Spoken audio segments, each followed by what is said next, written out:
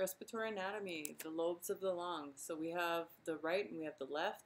The right has 3 lobes, the left has 2. They also have lines that separate between the 2 lobes. So in this case with the 3 lobes, there's one that angles, it's just called oblique. The one that goes across is called horizontal.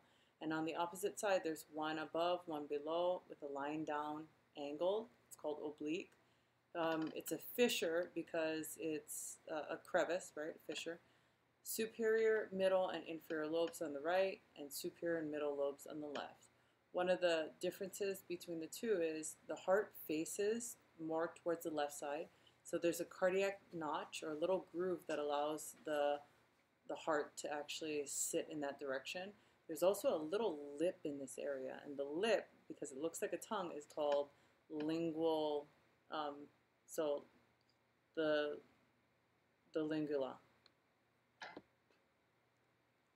Move on to the next one, just another look at the lobes inside the body. The fissures I'm going to test on, the lobes I'm going to test on, another cross-section. Let's move on from there. These are the branching. We said from the oral cavity, the nasal cavity, you have the pharynx, right? From the pharynx it goes into the larynx, which is the voice box. From the larynx into the trachea. From the trachea it branches into the primary left and right bronchus, or in general bronchi is plural. From the bronchus it becomes the secondary bronchi, tertiary bronchi, and then it finally branches into the tiny little bronchioles. So again, branching shows cartilage. So I said the tracheal cartilage, is it a circle wrapped around? No, it's not. It has an opening on the back to allow for the movement of the esophagus forward as you eat food. The cartilages here on the primary, secondary, and tertiary bronchi are pretty much complete. They're wrapped around the front and back. And what are these structures? Well, these are alveoli. It's the cross-section of the alveoli.